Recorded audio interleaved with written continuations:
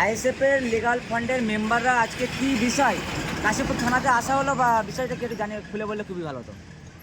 এখানে কাশীপুর থানার অন্তর্গত নাংলা গ্রামে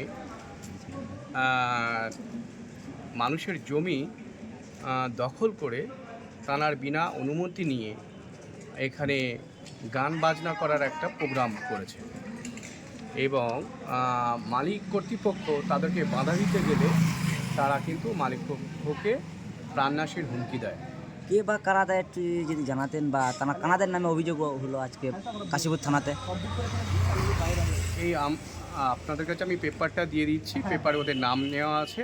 আমি ওদের নাম এখন বলতে পারছি না, ব্যাপারটা কারণ কিন্তু সাবজুডিস, যেহেতু এই জমিটার উপর একটা এক্সিকিউটিভ ম্যাজিস্ট্রেটের অর্ডার দেওয়া আছে যাতে জমিটার উপর কোনো কিছু বা জমির ক্যারেক্টার যাতে কোনো ক্ষুণ্ণ না হয়, অর্থাৎ ডিসপজিশন না করা হয়।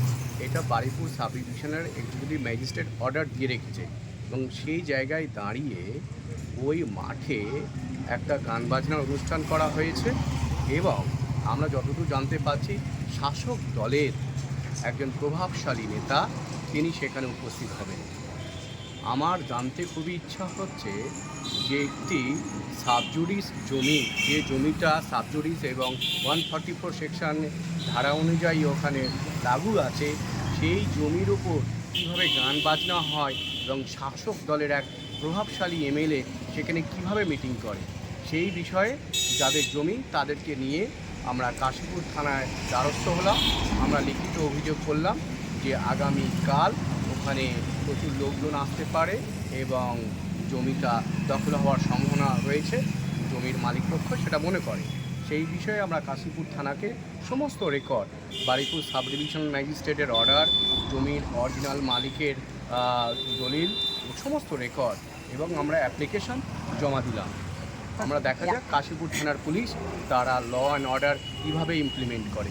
আমরা যতদূর জানি যে যেখানে একটা 144 জারি করা হয়েছে সেখানে কোনো জড়ো হওয়া যায় না, এবং জড়ো হওয়া মানে ম্যাজিস্ট্রেটের অর্ডারের বিরুদ্ধে যাওয়া, এবং সেখানে শুনছি শাসক দলের এমএলএ সেখানে আসবেন।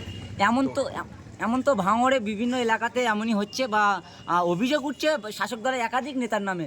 তা আপনারা আইনি পদক্ষেপ কতটা আগে যাচ্ছেন, বা কি বলবেন, কতটা আশ্বাস দিচ্ছেন আপনাদের যারা আছে সাধারণ মানুষরা ভাঙড়ে বাস করছে?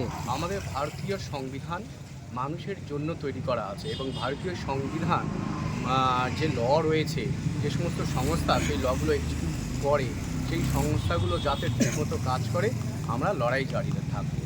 কারণ ভারতীয় যে আইন বিচার ব্যবস্থা খুবই সুন্দর, কিন্তু এক্সিকিউশন ফিল্ড লেভেলে অনেক সময় অসুবিধা হয়, বা ভালো অফিসার থাকে না, বা কিছু দুর্নীতিগ্রস্ত অফিসার থাকে, তারা ল অ্যান্ড অর্ডারটা পরিপূর্ণভাবে এক্সিকিউট করতে পারে না, তাদের উপর প্রেশার থাকে। সেই প্রেশার যাতে না ক্রিয়েট করতে পারে সেই জন্য আমরা অফিসারের সাথে সহযোগিতা করেছি আজকে, এবং আমাদের ওই যাদের যে মালিক পক্ষ তাদের প্রয়োজনীয় জমি কাগজপত্র রেকর্ড সবই দেওয়া হয়েছে। আমরা জানতে চাইলাম, কাশীপুর থানার ওসি উনি ছিলেন না, ছোটোবাবু ছিলেন, উনি আমাদেরকে কোঅপারেট করলেন। তো ওনাকে আমরা লিখিত দিয়েছি মানে মালিকপক্ষের পক্ষ থেকে, যে যাতে ওখানে আগামীকাল কোনো রকমের সমবেত বা জমায়েত না হয়, কারণ এটা ওখানে 144 জারি করা আছে। তো 144 জারি যদি প্রশাসনকে আমরা জানালাম, প্রশাসনের ভূমিকা আমরা দেখব আগামীকাল কী হয়।